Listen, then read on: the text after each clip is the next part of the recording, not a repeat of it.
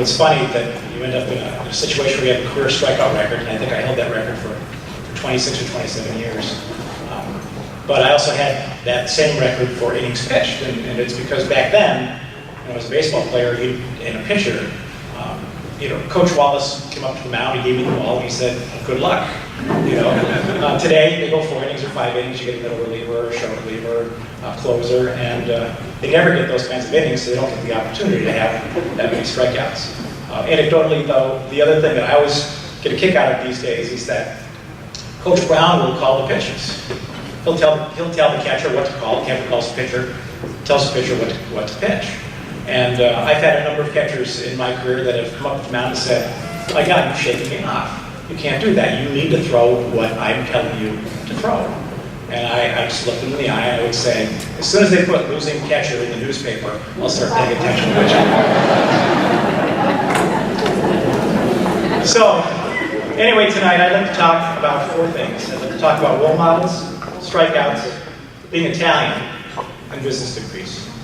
But first, I'd like to offer my sincere thanks to a number of people that helped me get here. Ron Skajeski, who's my housemate my senior year, actually put in a nomination for consideration for me.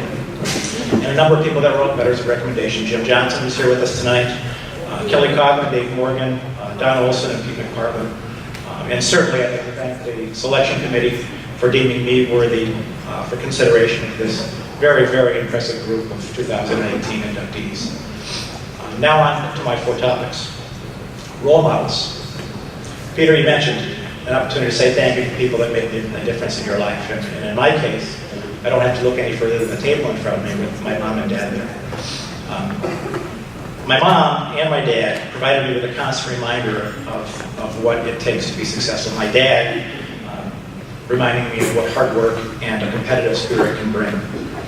I remember my dad working many hours at the Alcoa plant in Messina, New York, to support the 7 of us kids and mom. Many, many hours, oftentimes 16 hours a day for many days in a row. He seldom complained, just did what he needed to do. And he set an impactful example of family dedication and commitment. And if I inherited that trait of hard work from my dad, I benefited as much from my mom's competitive spirit. Everyone in our family was an athlete. We all played sports. But my mom would make sure that we knew that she won, even if we were playing a practice round of a card game or a board game with friends, trying to teach them what was going on. In the end, though, they taught us all 3 very important principles of life that I've used often throughout my career. And that is, number 1, to put your best foot forward, your best effort forward every day. To respect the people that you work and play with. And when confronted with choices, to do the right thing. Thank you, Mom and Dad, and my brothers and sisters, brother-in-law, sister-in-law, and nieces and nephews that are here today to help me celebrate as well. I appreciate that very much. My second topic is on strikeouts. And I use it because I know, as I talked earlier, I wouldn't be here today if it weren't for strikeouts. As a high school senior, I made the typical college visit to Cortland, and Coach Bob Wallace at the time was kind enough to give my mom and I a couple of minutes in his office. And after a very few minutes, he looked at me, who, like Judd, 135 or 140 pounds, soaking wet, skinny runt. And he said, Dan, if things work out, we've got a wonderful, wonderful junior varsity baseball program here. And we hope that you enjoy your time. And my mom, being the competitive person she is, basically looked him in the eye and said, "Hey, Coach, this kid actually is pretty darn good." And she asked him how many pitchers he's had come up through the high school ranks or in his college days that had 21 strikeouts in a 7-inning game. Which so happened a few weeks earlier, I actually did strike out every person, got every out by strikeout in a 7-inning game. And Bob turns to my mom, and the first thing he says is, "It must have been a little league team." Well, it wasn't, and he actually sat back down and we talked for quite a bit longer after that. So that was pretty cool.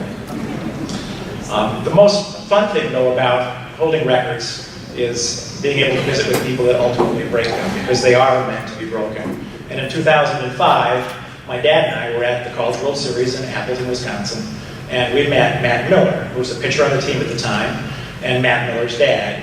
And Matt's dad had said to us, "My gosh, that's a record that Matt has been shooting for since his freshman year. In his senior year, in the last game or two of the season, he broke that record. My dad took a picture with Matt and I, which is a wonderful experience to have.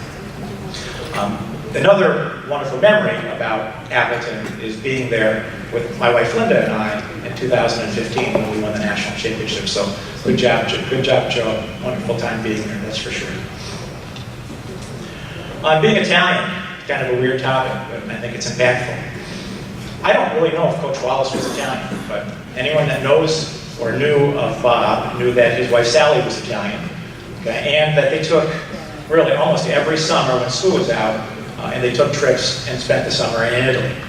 And Coach actually never asked me if I was Italian, but I did wear one of those little Italian horns that were popular in the 70s on a chain around my neck. It was actually given to me by an old girlfriend who I knew bought it for an old boyfriend of hers who was Italian. But I really do think it helped, and I'll tell you why. My sophomore year, fall year, when I wasn't pitching, our starting lineup was pitcher Paul Bianco, catcher Joey Papillo, first baseman Artie Cattuno, second baseman Clem Cabrera, shortstop Jerry Costanza, and third baseman Billy Izzo. So you cannot tell me that didn't help during that challenge. My third topic is on business degrees. Following graduation, I moved to Chicago to start my career as Fran mentioned, with the Century Insurance Company. I ultimately spent 34 and a half years there. I spent it doing various leadership positions, actually between Chicago, New Jersey, Pennsylvania, New York, and then finally to Wisconsin, where my wife Linda and I still live with our daughter Danielle and her husband Isaac. And I can't tell you through my business career the number of times that clients and associates ask me, where in the world did you get your business degree? And I would tell them very proudly that I received a degree in business education from Cortland State University in central New York.